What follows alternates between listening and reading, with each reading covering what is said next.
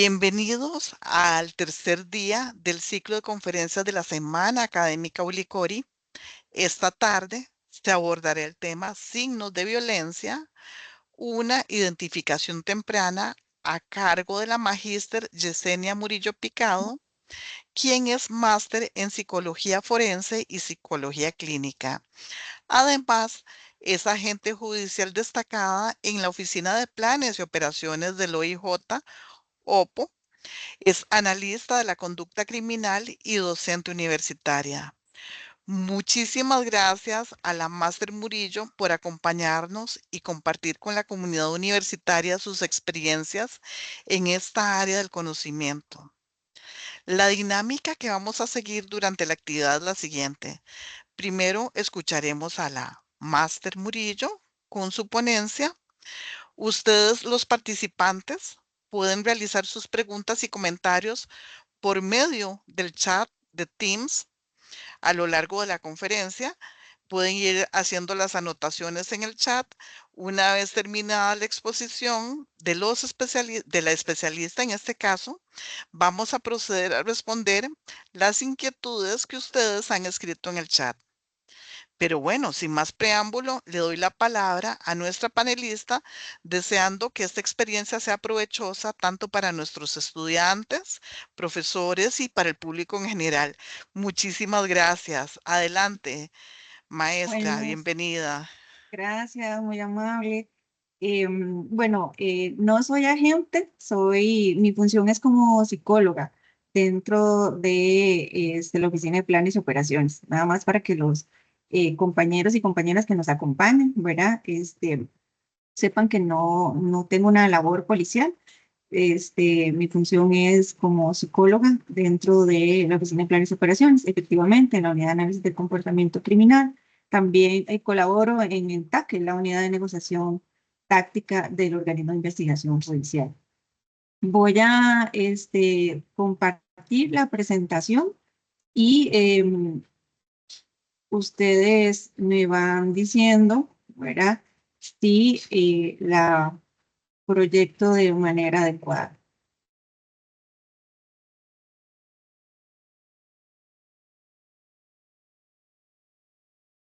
Estamos viendo su computadora, pero aún no vemos la presentación. Ah, ok, listo.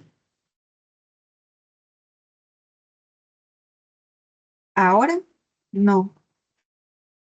No, vemos los archivos de su escritorio probablemente. Un momentito, por favor. Sí.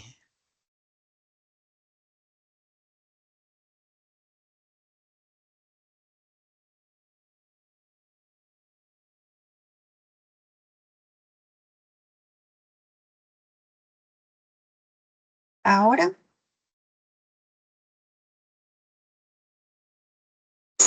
No, aún no. extraño. Creo que aún no estás compartiendo pantalla. Estoy compartiendo pantalla. Y Sí, aún no se ve. yo se la había enviado a Alejandro. Este, Porque si gusta, nos lo envía, pero Sharon, ¿estás por ahí? Sí, señora. Vos nos haces el favor, le pido a nuestra expositora, a la magistra Murillo, que te la envíe tal vez a tu correo y si vos se la puedes compartir. Perfecto. Eh, me escribe el Sí, ya correo. se lo paso. Gracias. Sí, a veces hay No, problemillas técnicos de último momento, sí, pero no hay ningún problema. No hay ningún problema. porque yo sí,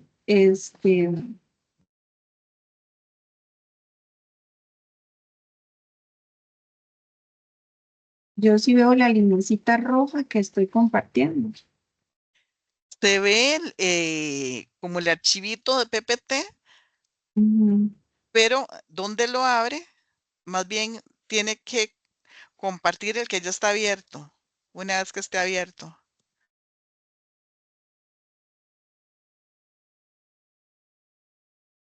Bueno, ya ahí nuestra compañera Sharon, doña Sharon es la directora de la carrera de Trabajo Social y nos está apoyando en este proceso también. Aquí estamos en Academia apoyando todos. Gracias. Exactamente. Mucho gusto. Igual el tema es de mucho interés para la carrera de trabajo social también. Y aquí tenemos un grupo de licenciatura de la carrera de trabajo social interesados e interesadas muchísimo en el tema que nos va a presentar la Máster Murillo. Bueno, vamos a esperar llenar esas expectativas, ¿verdad? Si gusta,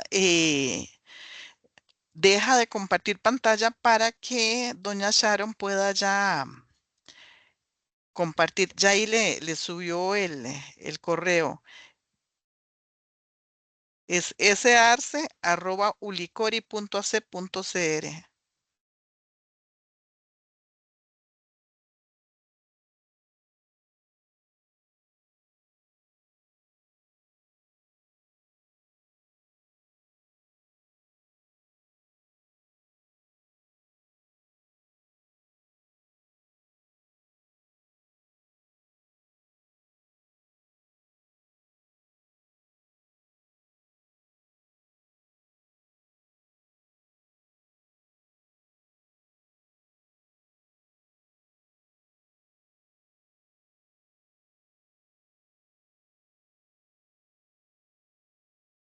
¿Pudo recibir la presentación?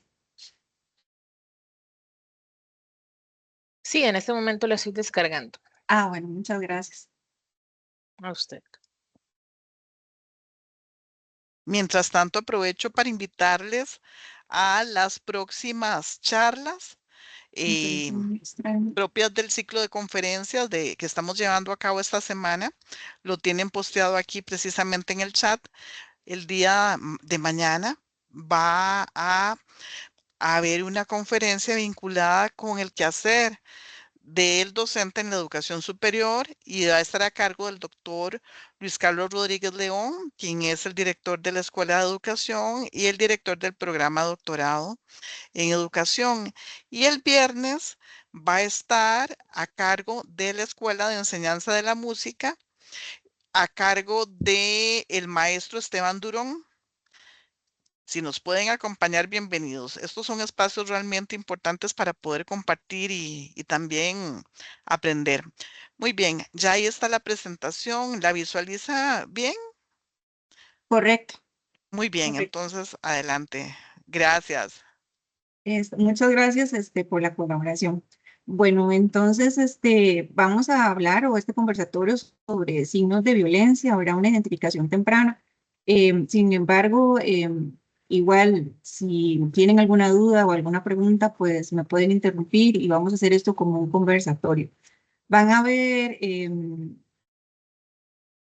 algunas diapositivas que son como un poquito cargadas, pero la idea es que como también dejárselas a ustedes como referencia, digamos, de algunos conceptos, ¿verdad? Que me gustaría que que quedaran claros. Entonces, yo voy a ir desarrollándole, pero las presentaciones están como muy cargaditas, como para que ustedes pues las puedan utilizar o las puedan ver tal vez con más tiempo, porque lo que tenemos es como una horita. Entonces, doña Brenda es la que me va a ayudar a pasarlas, ¿verdad? Sí, Sharon. Charo, pues ya le Sí, cambié el gracias. nombre. A mí me pasa Este, igual, no se preocupe. Les digo Brenda Sharon y Sharon a Brenda, qué pena. Sí. bueno, no, que dice que me entiende. Entonces, Charo, si me hace el favor.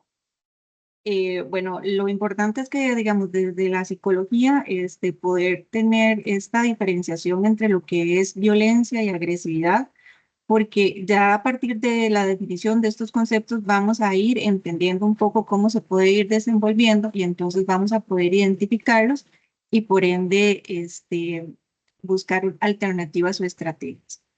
Cuando hablamos de violencia es vamos a entender como estos actos cometidos o estas acciones, ¿verdad? Que tienen la intención de infligir un daño verbal o físico a un ser vivo, ¿verdad? Que puede ser un ser humano a un animal. Estos se van a ver reflejados en acciones como golpes, patadas, insultos, amenazas y la misma muerte. Lo que se va a buscar con la violencia en este tipo de personas que presentan estos comportamientos es básicamente una posición de poder, donde va a buscar personas vulnerables para poder infligir este daño. Precisamente esta intencionalidad tiene una consecuencia en el daño de la víctima, porque su fin va a ser siempre obtener un beneficio. Sin embargo, va a haber una repercusión también en el ofensor, que lo vamos a ver en un momento. Tiene un carácter destructivo la violencia por sí misma, ¿verdad? Y busca siempre atentar, ¿verdad?, con la integridad de otro ser humano. Sin embargo, también podemos ver que hay violencia hacia objetos, ¿verdad? Violencias hacia un vehículo, a una vivienda, ¿verdad? Entonces también estos daños van a ir dirigidos a objetos. Pero vamos a entender la violencia con esta intencionalidad de estas personas de infligir el mayor daño posible en la persona víctima o en el ser vivo. Esta tendencia contra la integridad de otras personas va acompañada, como les decía, de esta necesidad de imponerse, ¿verdad? Y a veces esta búsqueda de la posición de poder se ve reflejada en personas con inestabilidad emocional, baja autoestima, con muchas limitaciones para enfrentar la frustración. Esta violencia o estos comportamientos reflejados en estas conductas o acciones van acompañadas de una profunda disfunción social, que eso es lo que más nos preocupa a la ciudadanía. ¿Por qué? Porque esta disfunción social, ¿verdad?, puede producir muchísimas consecuencias y lesiones como la muerte y por ende también el impacto que va a tener en la comunidad, que va a generar inseguridad, va a generar temor. Cuando hablamos de agresividad, hablamos de un estado emocional y el estado emocional implica cuestiones más interiores, ¿verdad?, que tienen que ver más con la construcción, digamos, de cómo es nuestro temperamento. Cuando nosotros hablamos de personalidad, hablamos de una mezcla entre lo que es temperamento, perdón porque voy muy rápido, en lo que es temperamento y lo que es carácter. La agresividad tiene un contexto más genético, más biológico, y la violencia va a ser esta representación. La agresividad va a tener un componente, como les decía, genético, ¿verdad? Y va a tener un componente carácter, que es la parte social, cómo la persona se desenvuelve y cómo muchos factores psicosociales, psicológicos, pueden influir que esta persona, aunque tenga la predisposición a la agresividad, pueda tener estrategias y poderla transformar en acciones más asertivas, ¿verdad? Caso contrario, vamos a ver estos comportamientos de violencia y agresividad. Pero sí les quería, digamos, como explicar un poquitito, digamos, que la agresividad tiene un componente, ¿verdad?, heredado, que también tiene que ver mucho, obviamente, con los factores que esta persona se va a enfrentar en su desarrollo. Siguiente, ok. El comportamiento violento, ¿verdad?, influye en muchísimas cuestiones, en muchísimos aspectos, es multifactorial y tenemos que tomar en cuenta la parte biológica, la parte evolutiva, la parte madurativa del neurodesarrollo de las personas, la genética, la bioquímica, cómo los neurotransmisores, ¿verdad?, tienen mucho que ver en el comportamiento, las hormonas también tienen mucho que ver en cómo la persona desarrolla o hay afectación en el comportamiento de una persona que lo puede llevar a acciones violentas. Y por supuesto el ambiente, ¿verdad? Tanto físicas como de aprendizaje, ¿verdad? El ser humano por sí mismo está envuelto en un círculo biopsicosocial que puede sonar como muy cliché o muy básico, pero no podemos hablar de comportamiento únicamente tomando un área, ¿verdad? Ni tomando, digamos, por ejemplo, el área biológica o la área social o la área psicológica. Es un conjunto de aspectos para que esta persona se comporte de la forma como lo hace.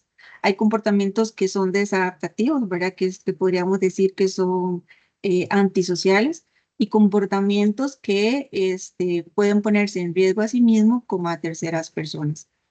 Es muy complejo analizar la conducta agresiva porque va a depender de cada uno de los individuos que la esté presentando. Sin embargo, si hay personas que han crecido en ambientes donde la violencia se ha normalizado como una forma de castigo, de enseñanza, ¿verdad? O han crecido en ambientes donde la violencia intrafamiliar ha pasado de generaciones en generaciones, pues posiblemente esta persona o este niño haya implantado la violencia como una normalidad dentro de su ser. Entonces, ¿cómo va a actuar esta persona en sociedad? Posiblemente de una manera violenta y agresiva. Y si no contamos con las estrategias adecuadas, pues la violencia puede ir en aumento. Siguiente, por favor. Hay comportamientos biológicos, como les hablaba, del temperamento, tiene mucho que ver con la ira y con la impulsividad. Los factores psicológicos son importantes y no porque yo sea psicóloga y quiera resaltar estos factores. Sin embargo, la forma en cómo las personas interpretan algunas situaciones de la vida y la forma como la resuelven también tiene que ver mucho con los procesos psicológicos que la persona mantiene. Muchos pueden tener un manejo de la frustración o resolver los conflictos de una manera que no necesariamente pueden llevar a conductas violentas. Tal vez no lo hacen de la manera asertiva, pero no reaccionan violentamente. Hay personas que hacer fila en 10, 15 minutos puede que ya empiecen a increpar con la cajera, con la persona que está adelante. Otras personas puede que también sientan frustración a la hora de hacer fila, pero no se comportan de esa manera, aunque estén viviendo la misma situación. Por eso es que es multifactorial cuando hablamos de comportamiento violento. Los factores sociales, que siempre los mencioné anteriormente, ¿verdad? Estas conductas de crianzas ineficientes, la exposición a la violencia en sus cuidadores, en su entorno social y en los medios de comunicación, entre otras, también refuerzan en algunas personas el comportamiento violento, o sea, lo normalizan. Entonces, es muy particular porque desde la educación, desde las escuelas, nos enseñan a leer, nos enseñan a escribir, ¿verdad? Las matemáticas, las ciencias, pero también es importante que nos den estrategias para enfrentar la frustración. No es lo mismo la forma en cómo nosotros crecimos hace 20, 30, 40 años a cómo las personas o la juventud está creciendo en este momento. ¿Por qué? Porque son factores ambientales diferentes, es otra sociedad, son otras necesidades. Entonces, a partir de analizar nosotros el contexto en el que estamos, podemos ir identificando factores específicos a nivel macro, pero también factores específicos a nivel más micro, ¿verdad? Tanto en la parte individual como en la parte de las comunidades. Siguiente, por favor. Bueno, nosotros, no es la pomada canaria, no es la única explicación que existe, pero me pareció que puede ser, digamos, como dentro de las más, está un poco más general, tratar de buscar, digamos, por qué una persona insulta, amenaza, golpea, ¿verdad? Apuñala, dispara, ¿verdad? Contra otra persona, y sin embargo la respuesta nunca va a ser fácil, pero buscando explicación, porque, digamos, esto es desde la academia. eh, no podemos generalizarlo. Podemos pensar que hay diferentes motivaciones que pueden llevar a una persona a cometer un acto delictivo, ¿verdad? O un acto antisocial, que no es lo mismo, ¿verdad? Nosotros nos podemos saltar la norma y no necesariamente sea un delito. O sea, para eso existe una tipificación de los delitos. Em, Sin embargo, bueno, ¿cuáles podrían ser estas motivaciones? Tenemos que existe la expresión, la manipulación y represalias, que tienen que ver con la forma de expresar su ira o frustración, ¿verdad? estas personas piensan que no hay otra solución y pierden el control de sus emociones, que esto es sumamente importante porque cuando perdemos el control de las emociones, puede que no sepamos manejar asertivamente el enojo. Entonces pasamos a estados de ira, donde podemos implicar o poner en riesgo la seguridad de otras personas y la nuestra. Entonces, el manejo no adecuado de las emociones, como la ira, puede llevarnos a situaciones fatídicas, hasta el homicidio.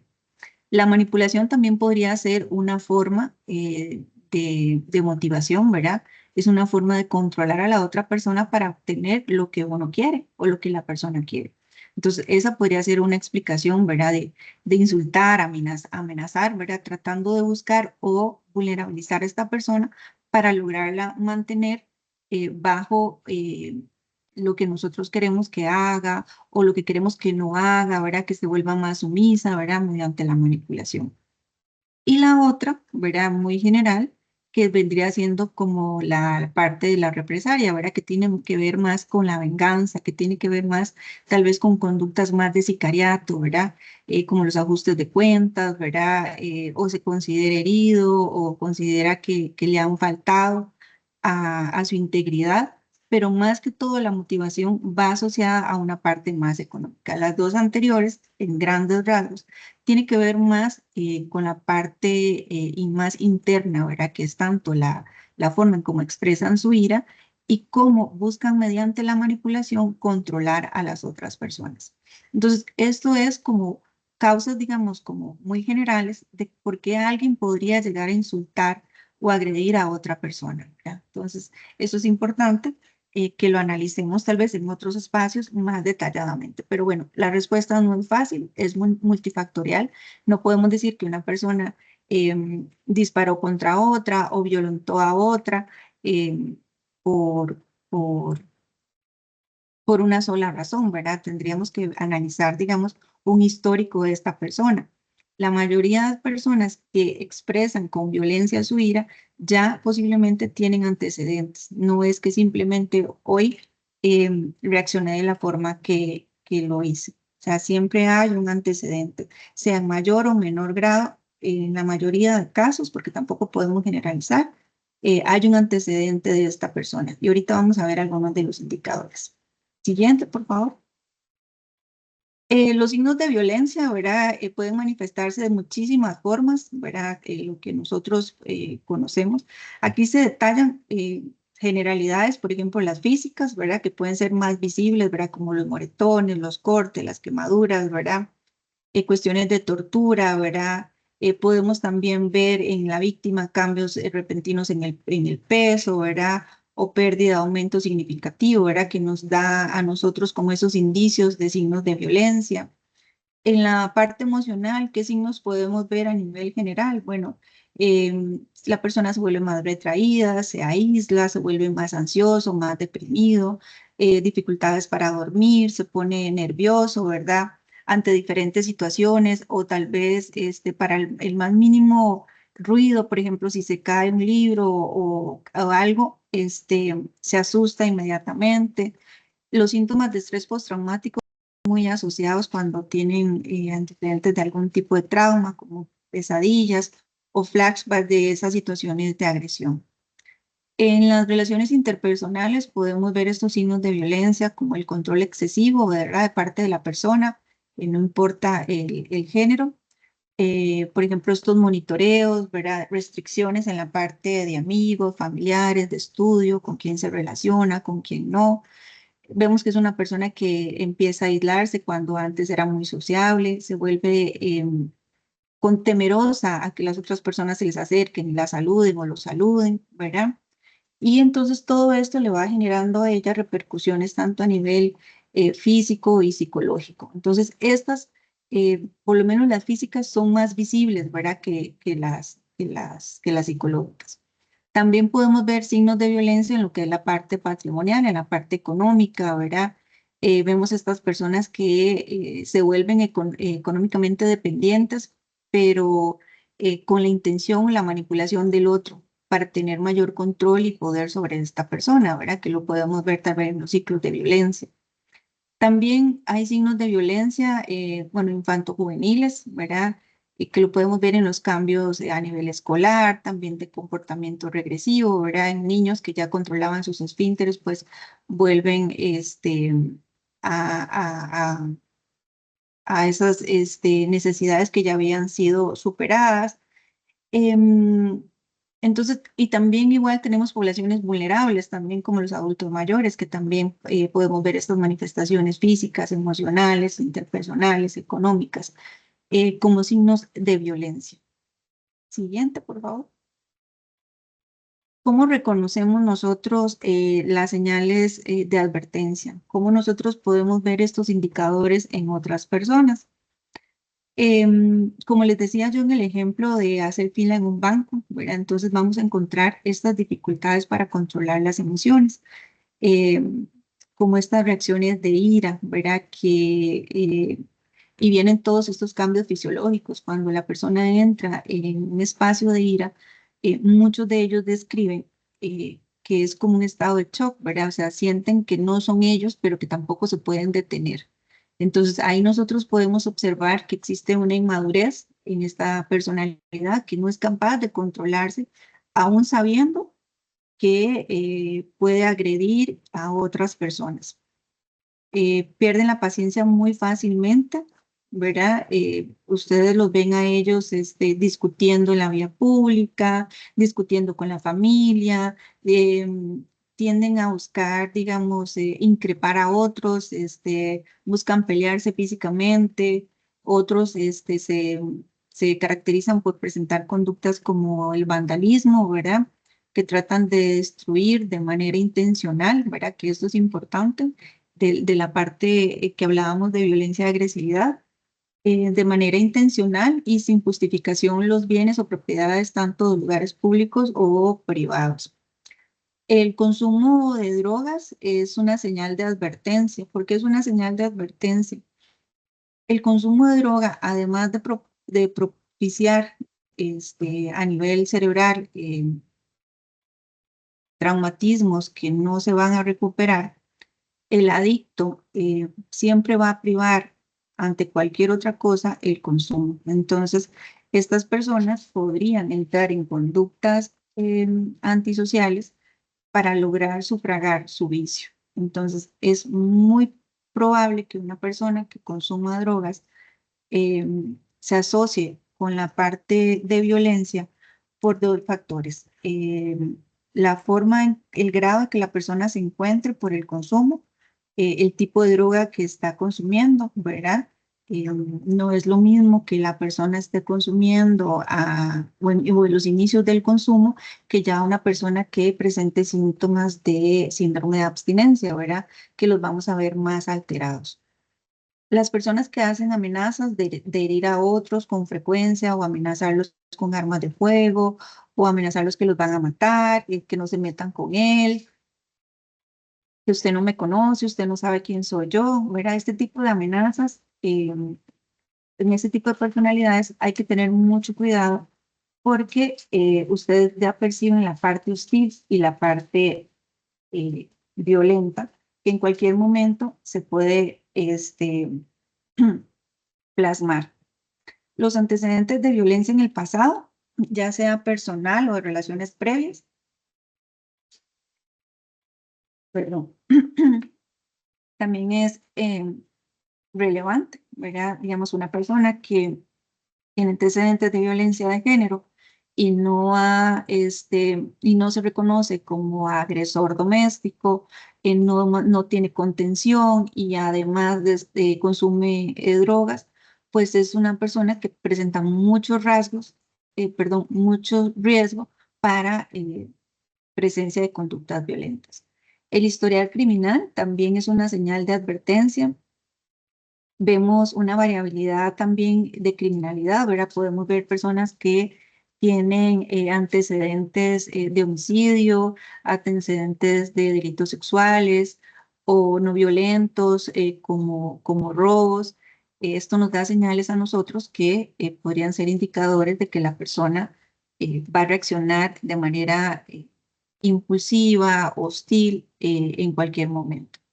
El maltrato a los animales también es una señal que nosotros podemos identificar, em, porque tanto con el historial criminal, con el maltrato animal, vemos una carencia de empatía, podemos analizar una frialdad ante los seres humanos. Entonces, esto nos dice a nosotros que posiblemente si esta persona ha sido violenta con los animales, o sea, no presenta la mínima carencia o empatía hacia un ser vivo, pues posiblemente no lo vaya a hacer mucho menos con una persona vulnerable, ya sea un niño, un adulto mayor o una persona joven. El portar armas de fuego, ¿verdad? O armas blancas, ya sean hechizas o cualquier tipo de arma, es una señal de advertencia. Aunado a esto, que una persona tenga antecedentes criminales, porte arma, tenga dificultades para el control de sus emociones y suela perder la paciencia fácilmente, esto es de los mayores riesgos que podríamos tener nosotros de que esta persona podría increpar y llegar a cometer un delito tan grave como el homicidio. Siguiente, por favor. ¿Qué factores psicológicos y sociales podrían vulnerabilizar la aparición de la conducta violenta? Como les decía al principio, ¿verdad? Cada ser humano, cada individuo presenta una serie de factores que tienen que responden mucho a la forma en cómo fue criado y a la parte que se le fue dada, que fue la parte biológica y la parte genética. Entonces, igual volvemos a lo mismo, los factores psicosociales que podrían vulnerabilizar la aparición de una persona sería la baja tolerancia a la frustración, la impulsividad, que también tiene que ver con el temperamento, la ira, esta tendencia al egocentrismo, al egoísmo, al pensar que todo se le tiene que dar, que no importa si le hacemos daño a otra persona o a otro bien, lo importante es que yo lo quiero obtener y lo obtenga. Entonces no me va a importar el otro ser humano, no me va a importar la otra persona. Eso es lo que significa o va muy de la mano con la carencia de empatía o nula empatía hacia otras personas. La violencia intrafamiliar o en la comunidad también es un factor de riesgo importantísimo. Si son chicos que crecen en ambientes donde la delincuencia es una forma de subsistir, eh, eso es sumamente peligroso. Otro factor también importante es cuando los jóvenes o los niños en la escuela son excluidos del sistema educativo porque el sistema educativo no les brinda o no le cubre las necesidades que ellos requieren, ¿verdad? Podemos tener niños con déficit atencional, con alguna discapacidad intelectual y el sistema no responde. Entonces, estos niños o las familias se frustran, desertan de la escuela y ¿quiénes son los que los reciben? ¿Verdad? Lo recibe la calle. Entonces, digamos, toda esta factores pueden influir que dejen los estudios, entonces es otro factor de riesgo, ¿verdad? No cuentan con esa preparación académica. Muy de la mano de la parte del desempleo. Entonces, por ejemplo, tenemos sujetos que han sido sentenciados por un delito, purgan pena, pero cuando tratan de reinsertarse socialmente, no cuentan con lo mínimo, ¿verdad? No cuentan con una preparación académica, no cuentan con una preparación técnica. Existe un mal manejo en muchos casos del consumo de drogas, entonces cuando salen, ¿qué vuelven a delinquir, ¿verdad? Entonces, todo esto los vulnerabiliza más. Y tras de todo, ¿verdad? Aunque también suena cliché, la cárcel se vuelve una escuela para ellos, ¿verdad? Algunos de ellos dentro de los centros penitenciarios han aprendido a usar Facebook, Instagram, redes sociales, ¿verdad? Entonces se vuelve como una escuela y también se vuelven ellos versátiles en la forma en que cometen sus delitos. También la poca capacidad de establecer relaciones interpersonales que van muy de la mano también con las redes de apoyo, ¿verdad? Encontramos familias que dicen, sí, nosotros lo aceptamos en la casa, pero entonces, por ejemplo, si va por un delito sexual, Sí, pero es que él lo condenaron, pero él no fue culpable. Entonces nosotros vemos que son familias que no lo reconocen como ofensor, minimizan el delito, lo que hace o lo que vulnerabiliza que esta persona no considere que lo que está haciendo es incorrecto. Suelen romper muy fácilmente las normas sociales, ¿verdad? De una manera bastante frecuente. Entonces eso los pone también en riesgo a ellos de que también sean sujetos que puedan ser dañados por otras personas. Siguiente. La presión por parte de amigos para delinquir también es un factor de riesgo, ¿verdad? Donde lo incitan para que cometa algún delito o le dicen, bueno, usted no es suficiente hombre si no anda arma, o usted no es suficiente hombre si no consume droga, si usted no hace lo que nosotros le decimos, entonces ya usted no va a pertenecer a nuestro grupo, entonces ya usted va a ser marginado, ya usted no va a ser, digamos, ni aceptado ni querido, ¿verdad? Entonces, la presión por parte de los amigos influye muchísimo, más si vemos que estas personalidades presentan estos rasgos de inmadurez, de impulsividad, ¿verdad? De inestabilidad emocional, son muy fáciles de manipular. Entonces, esto lo que hace que estas organizaciones criminales también los absorban. Y lastimosamente, cuando ya no son funcionales por muchas razones, ya sea que caigan en las drogas y se vuelvan poco funcionales para estas organizaciones, pues son desechados. Conseguir armas fácilmente, igual se los había indicado, esto es un factor que vulnerabiliza la aparición de conductas violentas. Y los trastornos mentales también podrían vulnerabilizar la aparición de conductas violentas. Nosotros tenemos lo que son los trastornos mentales, que son las enfermedades graves, como son la psicosis o los trastornos del ánimo. Dentro de la psicosis tenemos las esquizofrenias, dentro de los estados de ánimo, lo que son los trastornos bipolares, que son, digamos, como enfermedades muchísimo más graves. Y también tenemos los que son los trastornos de personalidad, ¿verdad? Que son rasgos que que tienen más relación con comportamientos que se sostienen durante el tiempo. Las personas pueden ser más funcionales porque no tienen pérdida de la realidad. En los trastornos mentales severos sí existe pérdida de la realidad. Entonces, la mayoría de trastornos mentales se requieren para una estabilidad, una farmacología específica y tratamiento específico. Sin embargo, si gusta, me pasa a la siguiente. Es importante que cuando hablamos de rasgos, perdón, de trastornos mentales y asocio con la aparición de conductas violentas, tenemos que tener también mucho cuidado, perdón, mucho cuidado. ¿Por qué? Porque esta relación, aunque existe, es muy compleja y no se puede generalizar. Existen condiciones de salud mental que si son maltratadas o mal gestionadas, ¿verdad? Como les decía, los trastornos mayores como la depresión mayor o bipolaridad o la esquizofrenia, puede aumentar el riesgo de comportamiento violento en algunas personas, pero no porque una persona tenga un trastorno mental diagnosticado por sí misma se va a volver violenta. O sea, tienen que haber, implicarse una serie de factores para que esta relación se dé y tiene que tener una relación causal con el delito. Sin embargo, sí es importante para nosotros, como del área de ciencias sociales, ver también que la asociación con los trastornos mentales hay que tomar en cuenta el contexto y las circunstancias.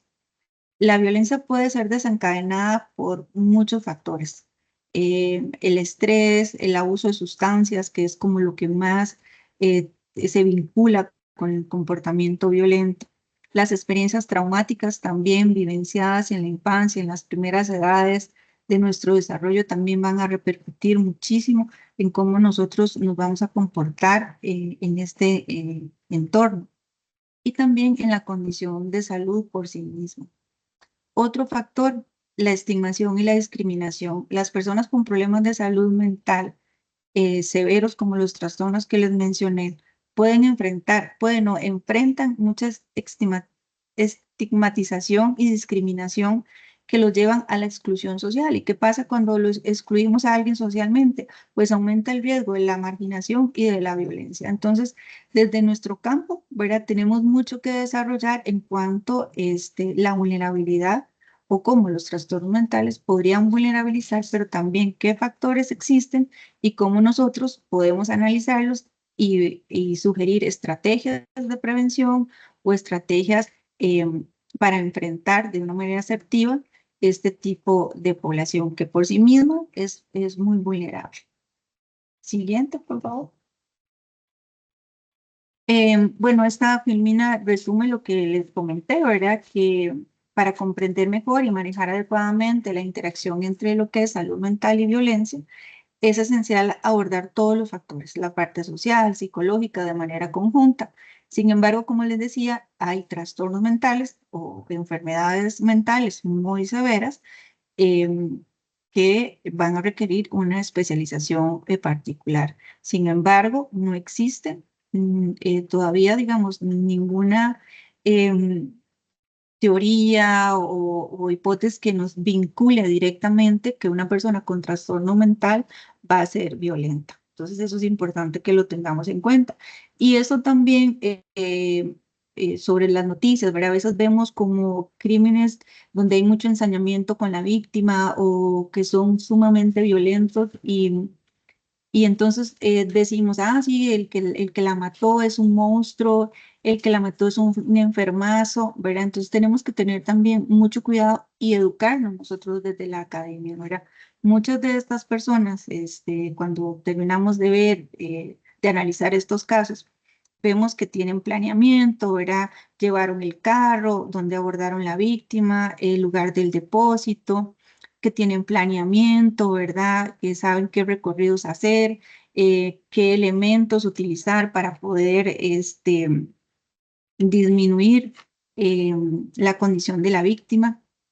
Entonces, ya no hablamos, digamos, como de personas que tienen pérdida de contacto con la realidad. Ya no estamos pensando que es una persona que tiene un trastorno mental severo o una enfermedad severa. Entonces, estas cuestiones que nosotros generalmente decimos que es un locazo, ¿verdad? No patologicemos la conducta violenta, tenemos que llamarla como es, una conducta violenta, es una persona que cometió un homicidio y nosotros no somos los juzgadores, ¿verdad? Para eso existe la figura judicial, que es la que lo juzga y le da la sentencia, pero nosotros desde el área social podemos aportar muchísimo. Uno de los aportes que podemos hacer es precisamente identificar cuáles fueron los procesos psicosociales que llevaron a esta persona a cometer el crimen que hizo. Entonces, así educamos a la población y podemos generar un sentido de mayor seguridad, ¿verdad? Porque no es lo mismo decir que los locos andan matando, ¿verdad? Que una persona específica con estos y estos factores de riesgo era muy predecible que este comportamiento lo llevara a cabo porque ya vimos y analizamos todas estas señales o todas estas advertencias. Siguiente, por favor. Ok. Esto que vamos a analizar ahorita, perdón que tome agua, pero hoy he hablado mucho. Esto que vamos a analizar ahorita tiene que ver mucho con el manejo de, de estas acciones violentas que nos vamos a encontrar en nuestra cotidianidad. Sin embargo, es importante, ¿verdad?, que valoremos que cada situación es diferente, por lo cual es importante tomar decisiones en base de nuestra seguridad y de las personas que nos rodean. ¿Qué quiere decir esto? Bueno, que nosotros también somos responsables de nuestra seguridad. Si ya nosotros sabemos cómo reaccionamos ante diferentes eventos, pues también tenemos que reconocer que podemos poner en riesgo a otras personas y nos podemos poner a nosotros en riesgo. Entonces, no entremos en el juego de que si alguien me vio feo o que si alguien me insultó, yo voy a seguir el mismo patrón. Porque estas personas que posiblemente nos vamos a encontrar en la calle, que reaccionen violentamente, que nos insulten por cualquier cosa, ¿verdad? Posiblemente ya existan más indicadores que nosotros no vamos a tener el espacio para empezar a analizar. Ah, bueno, señor, usted tiene antecedentes, usted consume droga, ¿cómo fue su desarrollo de crianza? No, entonces lo que vamos a ver ahorita es nosotros qué podríamos hacer para repeler, digamos, estos comportamientos de estas personas. Siguiente, por favor. Bueno, ¿qué podemos hacer nosotros? Yo les voy a hablar desde lo psicológico, ¿verdad? No desde lo policial, ni de defensa personal, ni mucho menos. Pero cuando nosotros nos encontramos con personalidades violentas, ¿qué es lo primero que tenemos que hacer? No nos vamos a exponer. Si nosotros percibimos que estamos inseguros, que estamos en riesgo, ¿qué es lo que vamos a hacer? Primero vamos a buscar un lugar seguro, un área iluminada y transitada. Posterior, cuando ya estemos seguros, pues llamamos al 911, buscamos que otras personas nos colaboren, ¿verdad? Buscamos la delegación más cercana. Cuando estemos en la delegación o vayamos a poner una denuncia, ¿verdad? Vamos a tratar de proporcionar toda la información relevante, ¿verdad? Como la ubicación de esta persona, características de la persona, carro que andaba, ¿verdad? Pero lo que nosotros a estos indicadores de violencia, lo que vamos a hacer es tratar de resguardar nuestra seguridad. Nunca nos vamos a poner en riesgo. Si usted está preocupado porque puede ser víctima de violencia doméstica, intrafamiliar, del vecino, de la comunidad, si ya usted tiene identificada que una persona la está hostigando, que una persona la está siguiendo o ya le ha realizado amenazas, no pase tiempo a solas con esa persona. Comuníquelo a su red de apoyo, denuncie, solicite medidas de seguridad. El pensar que una persona va a cambiar por sí misma porque nosotros se lo pedimos, pero ya tiene muchos antecedentes y muchos indicadores de violencia, pues es nuestra responsabilidad también tratar de no pasar tiempo con esta persona, alejarnos de esta persona y buscar nuestras redes de apoyo para poder estar seguros o seguras. Siguiente. No responder con gritos o gestos agresivos a las manifestaciones violentas de otras personas que conozcamos o no conozcamos. La idea es que siempre estemos en espacios seguros, entonces evitar lo más posible este tipo de situaciones. Ignoremos las provocaciones que encontramos en la calle, evitar confrontar a las personas violentas, sobre todo en carretera, ¿verdad? Cuando a veces vamos conduciendo o vamos como peatón, ¿verdad? Nos empiezan a gritar, a insultar, entonces evitemos mirar a esta persona, ¿verdad? Si vamos manejando, vamos a reducir la velocidad, aumentamos la distancia de un carro al otro carro, ¿verdad? Tratar de evitar discusiones prolongadas en las vías públicas porque al calor del momento, ustedes y nosotros no sabemos quién va en ese carro o quién va en adelante o quién va atrás. Entonces, esto es como muy, muy de lotería, ¿verdad? Nosotros salimos a la calle con la mejor actitud, pero no sabemos cómo va a salir la otra persona. Entonces vamos nosotros a tratar de evitar involucrarnos con este tipo de personalidades. Siguiente, por favor.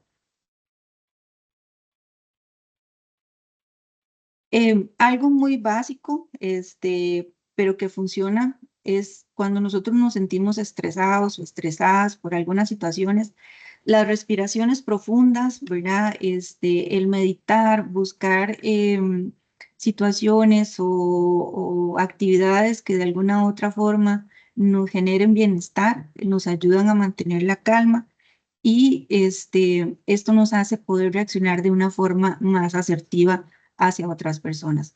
No está mal enojarse, no está mal expresar nuestro enojo. Lo que es disruptivo o lo que no está bien es que nosotros expongamos nuestro enojo con conductas violentas o agresivas que puedan herir a otras personas. O sea, expresar nuestras emociones es muchísimo más funcional que guardárnosla. Por eso, digamos, cuando estamos estresados o molestos, tratar de respirar o buscar actividades como hacer ejercicio. Algo que funciona mucho es que si estamos muy ansiosos o estamos muy inquietos, tomarnos algo, agua fría, porque esto lo que manda al cerebro es como, ok, otra actividad, entonces ya la sensación de ansiedad o de disconformidad ya no va a tener un nivel tan alto. Entonces pruébelo y ahí me avisan. O sea, es algo muy sencillo, pero muy funcional para nosotros mantener la calma. Involúcrense, traten de evadir todas las confrontaciones que puedan, ¿verdad? Evitar el peligro, tanto físico como emocional, y no pongan en riesgo a otras personas. Si hay otras personas cerca, pues también ustedes intenten alejarse de la situación. Eso es en contextos muy generales, como les digo, o sea, no podemos individualizar cada una de las situaciones, pero ante las señales y advertencias que nosotros podemos tener en nuestro día a día, pues también ya sabemos qué podemos hacer.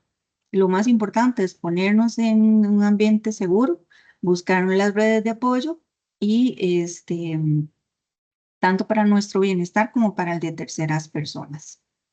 Siguiente.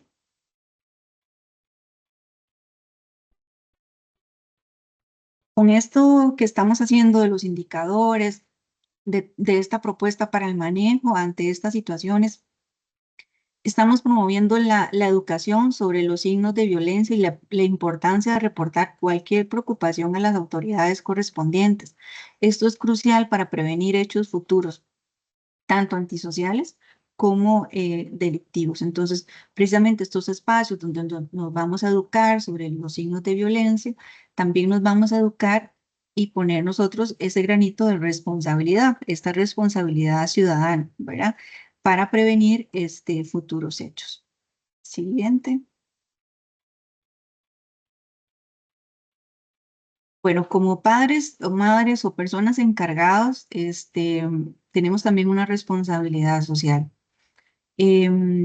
Como padres encargados, hijos, como ciudadanía como tal, ¿verdad? Nosotros tenemos que empezar a poner el ejemplo en nuestras casas, tratar de cambiar algunos modelos de crianza, romper con algunos círculos nocivos en cuanto al crecimiento. Con nuestros hijos o nuestras personas cercanas, importantísimo conocer las amistades, con quién se relaciona, con quién pasa tiempo juntos. A veces como padres pensamos que el mejor amigo es fulanito, pero no, el que puede que sepa los secretos es otra persona que nosotros ni tengamos la menor idea de quién es. Entonces es tratar como de conocer quiénes son, poner reglas firmes, son formas también de demostrarle cariño y afecto a nuestros seres queridos. Eh, Reglas como acomode la cama, recoja el plato. Esto desde pequeño les enseña la parte de disciplina y les enseña la convivencia sana. Y esto les genera a ellos también un sentimiento de que ellos están colaborando y que son funcionales. Y les ayuda mucho con la autoestima y la seguridad. Entonces, ponerles reglas, ponerles responsabilidades, de alguna u otra forma les estamos ayudando a crecer y enfrentarse al mundo que les va a tocar vivir, ¿verdad? Motivarlos para que tengan amistades positivas, ellos aprendan a diferenciar qué es una amistad positiva y qué es una amistad negativa, porque si nos tratamos de imponer, ese amigo no te conviene, esa persona no te conviene, y no tenemos suficientes argumentos, entonces mejor trabajarlo de otra forma, que ellos logren identificar quiénes son las amistades positivas. Educarlos con valores eh, como la honestidad, el compromiso, la responsabilidad, el amor, que es un valor fundamental, em, y darle el valor a la otra persona. Entonces, cuando ya uno le da el valor a la otra persona, ya la convivencia es muchísimo más sana. ¿Por qué? Porque la otra persona también va a tener sus necesidades, también va a tener sus días buenos y sus días malos. También eso le va a ayudar a que también pueda discriminar de alguna u otra forma lo que son los valores no proactivos, ¿verdad? Como estas personas que, digamos, le dicen a sus hijos, mentir es malo, pero suelen mentir. Entonces, los niños crecen, digamos, viendo incongruencias entre lo que los papás dicen y que los papás hacen. Eso también los confunde porque nosotros somos sus ejemplos en el desarrollo para futuro. Escuchar a sus hijos, a veces es muy cansado porque venimos agotados del trabajo, también hemos tenido conflictos con los jefes, con la problemática vial, con las lluvias, ¿verdad? Y ellos vienen a contarnos con lujo de detalle y tal vez lo que les decimos es, ajá, ajá, ajá, pero esos espacios que ustedes tengan con sus hijos, sepa que les va a brindar herramientas y habilidades a nivel personal y para desenvolverse increíblemente para todo lo que les va a venir. Fortalecer la autoestima. ¿Cómo podemos fortalecer la autoestima de nuestros hijos? Escuchándolos, no solo diciéndoles que son importantes, ¿verdad? Sino nosotros también con el ejemplo, hacerlos sentir seguros, que la casa es un ambiente seguro, que su familia es un ambiente seguro, que como papá y mamá, aunque yo no esté de acuerdo, lo voy a apoyar y voy a darle mi opinión acerca de, por supuesto, no lo voy a dejar que un adolescente pues que tome decisiones que no le corresponden, ¿verdad? Pero siempre con el diálogo abierto y reforzar mucho las decisiones, hacerlo parte de las decisiones de la casa. Hablar de los temas de droga, hablar de los temas de sexualidad sana, es sumamente importante que nosotros como padres y desde estos ambientes les podamos hablar, porque no hay nadie que les va a decir la verdad que sus seres queridos. Entonces, hablar de las consecuencias de las drogas, hablar de la sexualidad sana, de las enfermedades venéreas, del uso de los preservativos, del uso de las pastillas, no solo para prevenir la natalidad, sino también para prevenir enfermedades futuras que pueden comprometer su salud. Enseñarles a decir no, ¿verdad? También es desde los padres, ¿verdad? Darles el ejemplo. Promover actividades sanas y divertidas. No tenemos que tener dinero para hacer actividades sanas y divertidas. Que ellos puedan desarrollarse su parte cognitiva. El juego les va a ayudar muchísimo para contar con mejores habilidades, para ser más asertivos.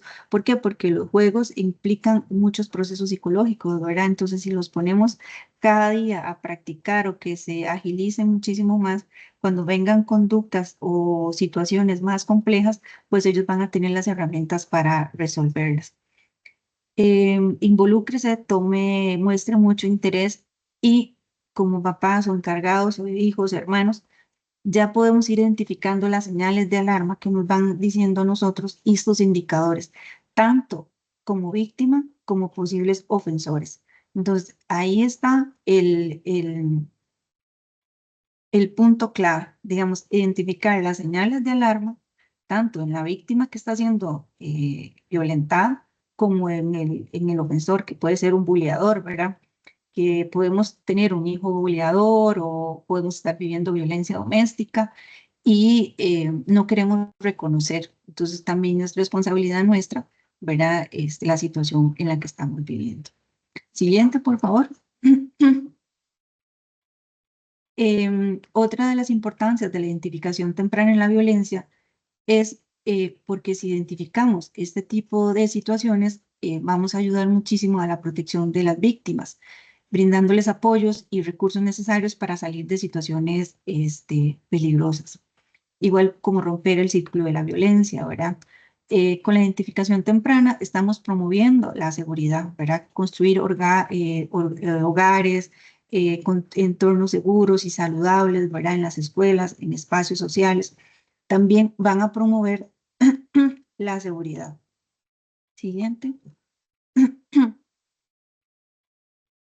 Como les decía, la identificación nos va a reducir o va a romper los ciclos de violencia, ¿verdad? Porque se va a actuar de manera rápida. El apoyo a las comunidades, ¿verdad? Abordar la violencia desde las primeras etapas va a fortalecer la cohesión de la comunidad, ¿verdad? Fomentar la cultura de respeto, el cuidado mutuo. Y también con la educación, ¿verdad? Sobre el cumplimiento y las responsabilidades legales y éticas, como ciudadanos, ¿verdad? Reportar signos de violencia temprana. También es una responsabilidad legal, pero también ética, ¿verdad? Para proteger a las personas más vulnerables. Siguiente. La identificación temprana es esencial para prevenir daños, proteger las personas afectadas y promover entornos seguros, saludables para todos. Siguiente. La indiferencia mata, nada justifica la violencia contra ninguna persona. Siguiente. Aquí les dejo la línea 911.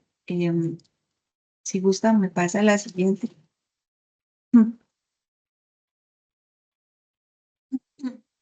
Ya no me sale la voz.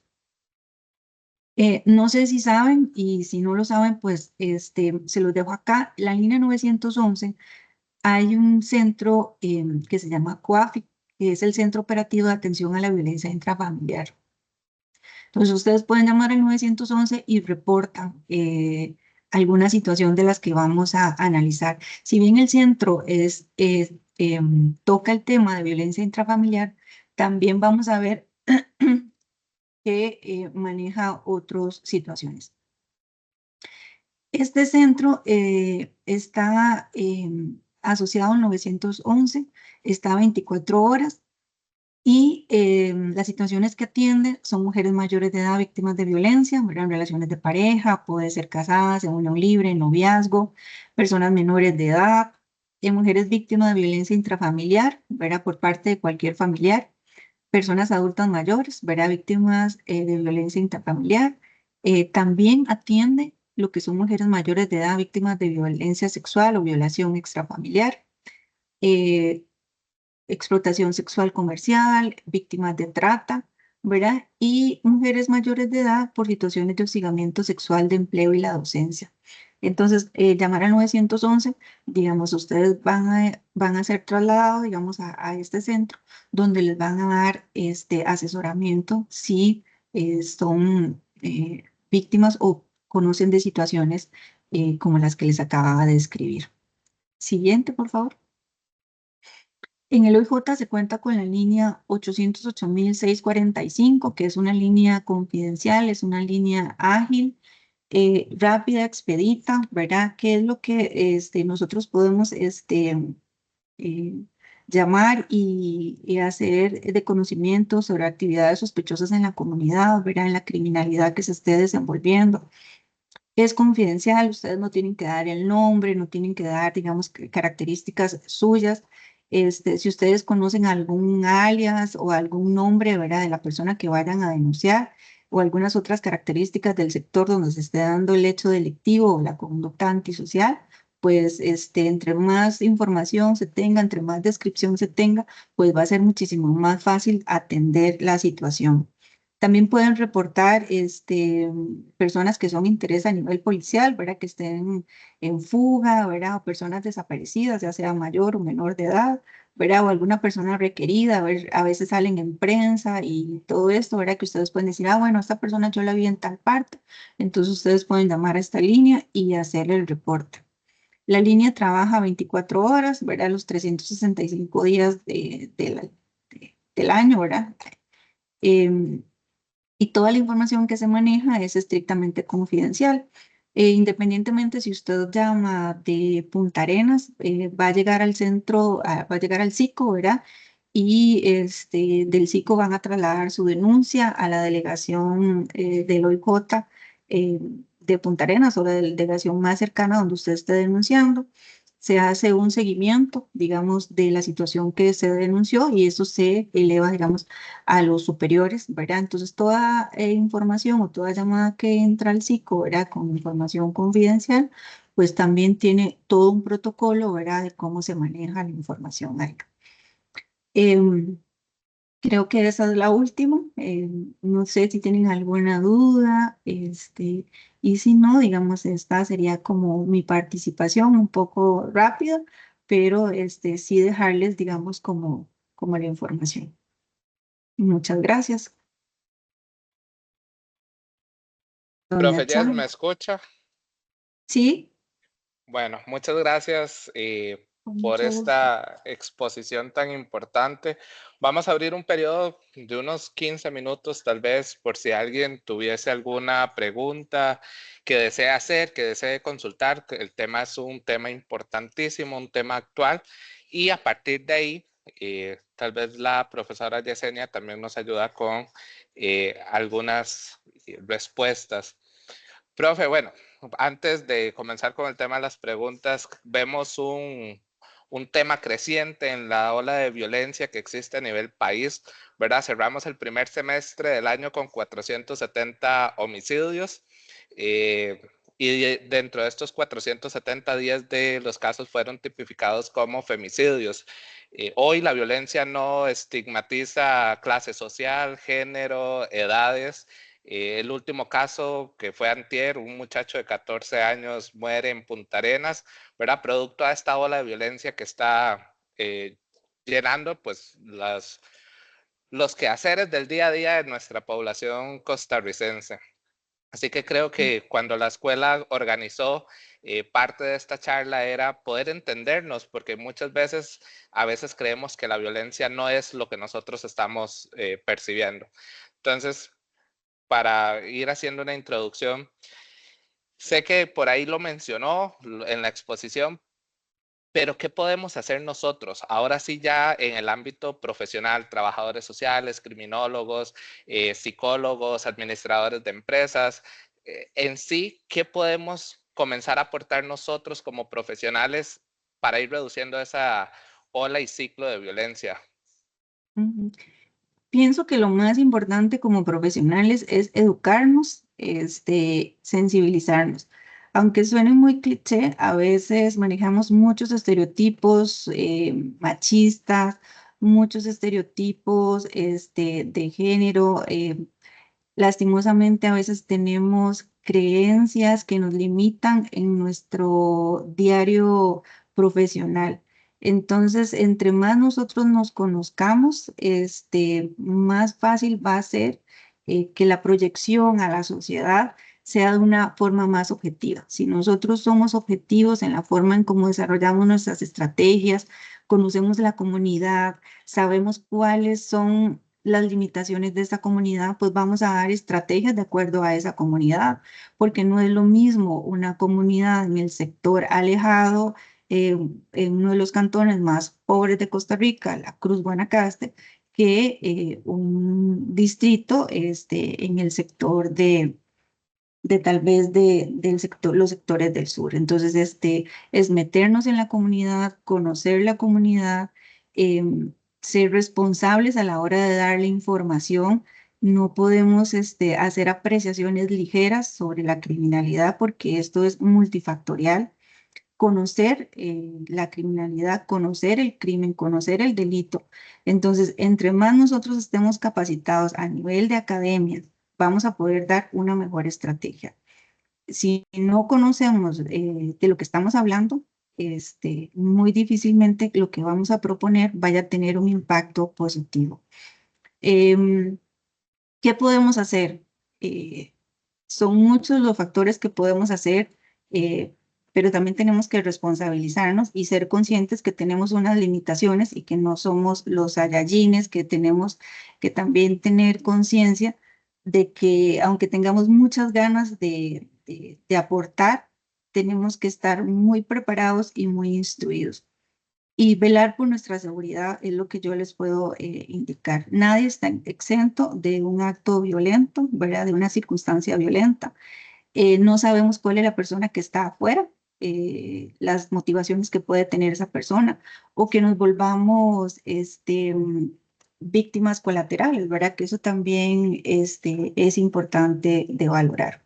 Entonces, ¿qué podemos hacer? Bueno, crear estrategias desde nuestro campo, conscientes de que desde la parte criminológica, desde trabajo social, desde la parte de orientación, no juzgar, que eso también es importante, porque si nos toca a nosotros, por alguna razón, evaluar o tener relación con una persona ofensora por más que el crimen haya sido atroz, tenemos que ser lo suficientemente profesionales para evaluar lo que tenemos que evaluar.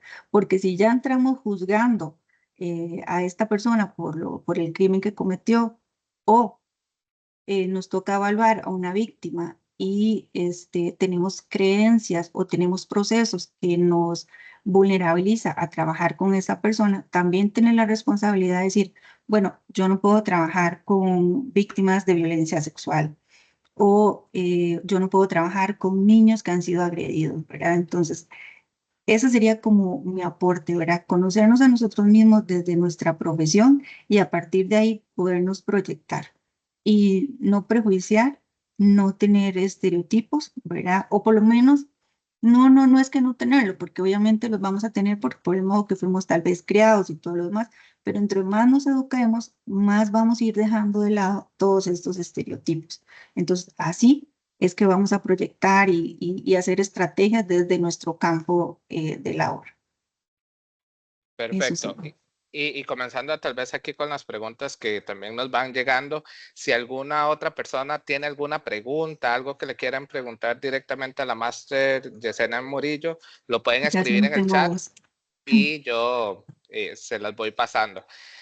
Dice Alberto Sánchez, ¿cómo se podría entonces, según desde la práctica psicoanalítica, poder diferenciar correctamente entre el comportamiento temporal agresivo a edades tempranas o en la adultez a uno que resulte en un posible indicador grave de violencia futura, entendiéndose que al ser un estado de emoción puede ser temporal o permanente, lo anterior desde el contexto tanto individual como social?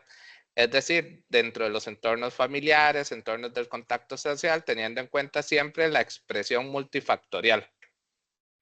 Pues puchica, ¿me la puede leer otra vez? Digamos, desde la psicodinamia o el psicoanálisis, que no le entendí ahí.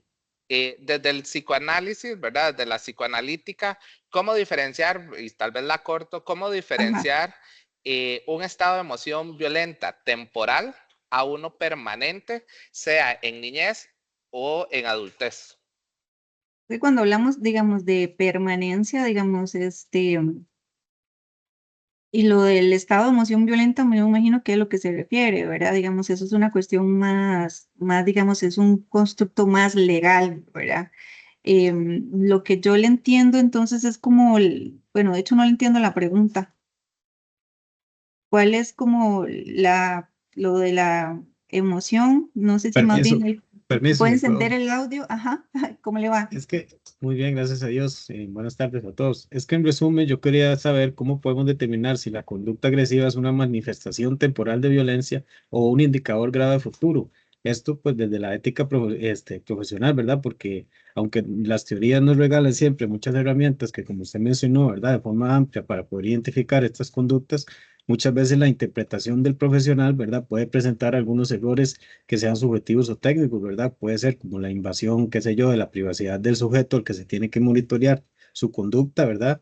O también una posible, pues, estigmatización, por decirlo así, la errónea, que se puede tildar al individuo como un sujeto potencialmente violento, cuando en realidad no lo es. Y esto vaya a Ujú. poder traer consecuencias negativas a él, ¿verdad? El cierre de diversas oportunidades sociales que puedan ser positivas para su crecimiento y entonces ahí sí se tenga una afectación en su conducta y se genere una conducta mayor, más violenta. Bueno, igual lo que le interpreto, digamos, es como identificar, digamos, si es una conducta temporal o potencial, ¿verdad? Los indicadores de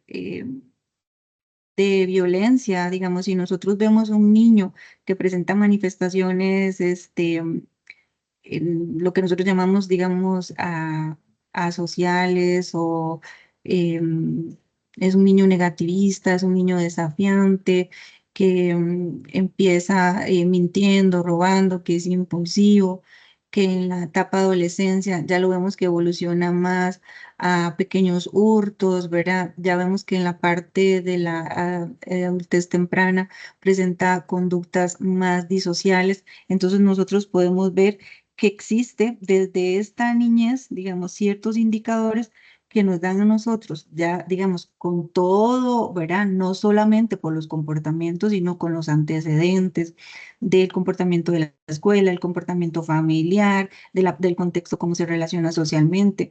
Se puede analizar un posible pronóstico de esta persona que vaya a desarrollar un trastorno de personalidad antisocial, ¿verdad? Que sería, digamos, un riesgo potencial de que pueda cometer un crimen violento. Entonces, todo indicador de edades tempranas es un predictor de que podría desarrollar conductas violentas a futuro. Sin embargo, toda personalidad es diferente. Digamos, hay niños que pueden presentar manifestaciones de hostilidad, de violencia, pero es como síntomas de que ellos están siendo víctimas de violencia sexual, familiar, intrafamiliar. Entonces, ya con otra intervención, pues estas personas van a poder manejar ¿cómo se llama? Con terapia o algún tipo de orientación, digamos, esta sintomatología o las redes de apoyo le ayudan a canalizar o darle habilidades para un mejor desarrollo. Y si no se dan estas habilidades para un mejor desarrollo, no lo podemos generalizar, pero podríamos hablar de un mal pronóstico, digamos, en un menor de edad que empieza a presentar conductas antisociales a temprana edad. ¿Verdad? Entonces, eso sí es como una señal potencial, aunque los presente temporalmente, digamos, si los presenta en un continuo, digamos, si ya hablamos de una potencialidad. No sé si le respondí. Claro que sí, perfecto. Muchísimas gracias. Con gusto. Bueno, no tenemos más preguntas, profe Jess. Adriana levantó la mano. Ahora sí. Hola, hola, buenas tardes. Bueno, muchas gracias por esta charla, la verdad es bastante enriquecedora. Bueno, con todo esto que estamos viviendo ahora, sí, nos tiene con los pelos de punta, ¿verdad? Como se dice. O sea, mi pregunta es como la siguiente. Ahorita yo tengo el caso de una amistad que está, ¿verdad? Con su pareja y ella es como el espejo del papá. O sea, el señor en esos tiempos de antes, ¿verdad? Que los vivían agresiones y todo. La mamá aceptaba que el esposo la agrediera y no se decía nada. No es como ahora que uno, ¿verdad? Levanta la mano y dice, no, ya no más. En este caso, para poder resolver eso, esta persona tendría que aceptarlo y poder pedir ayuda, o en este caso, ¿cómo se hace? O sea, ¿cómo puedo decirle yo? Porque yo le digo, mira, Tati, vaya usted y pida ayuda psicológica, pero ok, ella se trata de arreglarse, pero después vuelve otra vez a su hogar y otra vez es lo mismo. En este caso, ¿cómo sería? Sería bueno como que vayan en pareja. Lo que pasa es que esta persona no acepta que tiene un problema. Entonces, o sea, ¿cómo puedo yo ayudarle? Porque yo la escucho y le doy consejos y todo, pero, o sea, ¿cómo la puedo yo aconsejar en este caso? Gracias. Con gusto. El ser víctima de un ciclo de violencia es muy difícil, digamos, para usted como amiga, porque usted quisiera como que ella cambiara su pensamiento, su forma de comportarse. Yo pienso que lo que usted está haciendo está muy bien, tratarla de escuchar, no la juzgue, eh, dele literatura para que ella logre identificar algunos rasgos que son violentos en su relación, porque precisamente al estar en un ciclo de violencia van a haber momentos en que ella se va a sentir bien y otros momentos que no se va a sentir bien. Ella tiene un patrón de crianza donde ella aprendió de alguna forma que eso era normal. Entonces son cuestiones muy enraizadas, muy arraigadas en ella misma, que van a ser muy difícil que ella, por sí misma, buscar ayuda. Sin embargo, asesórela, igual está la línea, está estas unidades en las municipalidades que trabajan con víctimas de violencia doméstica. Hay lugares gratuitos, tanto a nivel legal como a nivel, de hecho, el Instituto de la Mujer lo tiene, la parte legal.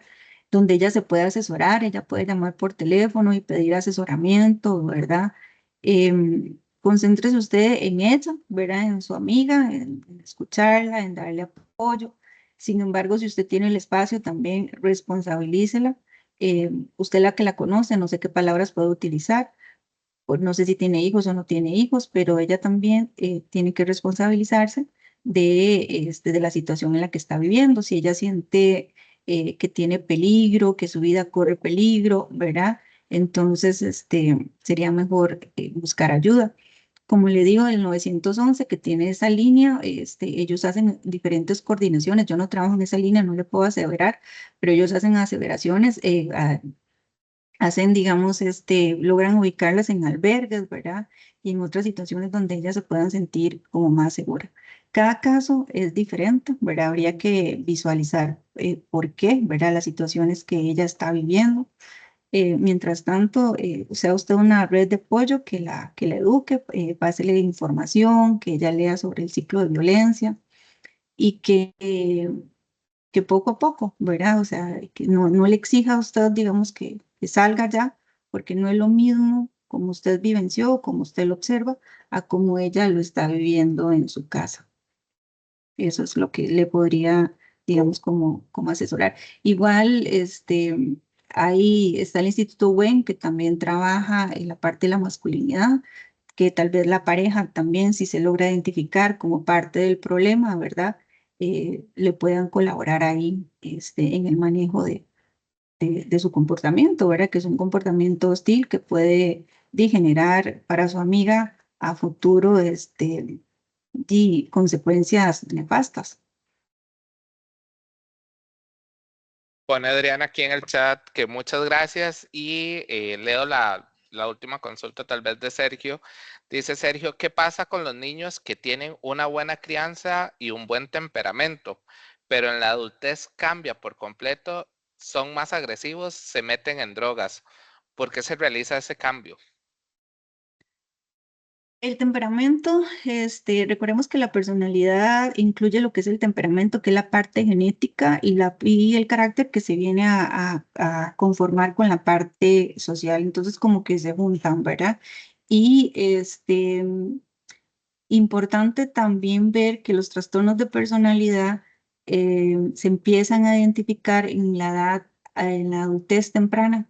Entonces vemos cómo existen muchos cambios de comportamiento entre los 20, 21, 22 años. Habría que ver si esta persona lo que está desarrollando es alguna sintomatología de un trastorno de personalidad en esta edad, ¿verdad? Eh, Porque lo que dice es que, bueno, que porque ahora está haciendo el cambio, ¿verdad? Esa podría ser una de las razones. Otra de las razones es el mal manejo de la frustración, ¿verdad? De alguna u otra forma, no ha logrado las metas que tal vez quería lograr, se siente frustrado, puede que se sienta rechazado, puede que su autoestima esté muy herida por diferentes factores, ¿verdad? Entonces eso hace que la persona de alguna otra forma modifique su comportamiento de una forma tal vez que nos parezca brusca, pero eso viene de situaciones y vivencias durante todo su desarrollo. O la instauración de un trastorno de personalidad, que la mayoría de ellos se da en etapas de adultez temprana. Ujú. Siempre hay una causa, Muchas gracias, profe Jess.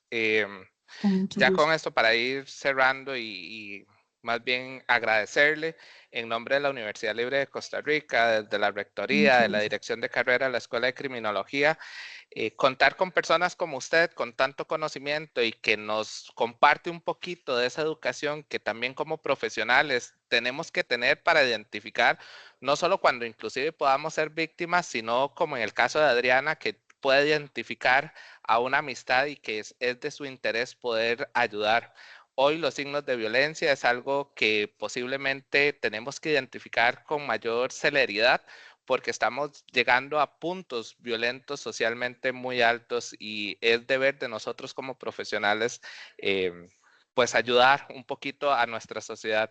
Yo a las personas que están conectadas les agradecería un montón si dentro de sus reacciones pueden poner los corazoncitos o los aplausos en nombre de brindarle un fuerte aplauso a la profesora Yesenia Murillo, que pues Con mucho siempre gusto. nos ayudó en la Escuela de Criminología, siempre ha estado para nosotros y creo que es parte de lo que le podemos retribuir. Profe, muchas gracias. Gracias por sacar el tiempo para nosotros y para brindar esta información. Con mucho gusto, a la orden. Buenas noches, descansen y sean felices con lo que hacen. Disfruten y proyecten esa felicidad y ese bienestar a las personas que los rodean. Buenas noches. Muchas Muchas gracias. gracias y muchas gracias a todos los que nos acompañaron, a la directora de carrera de Trabajo Social que también nos colaboró y a la rectoría. Sí, Que tengan buenas muchas noches. buenas noches. Buenas noches. Buenas noches.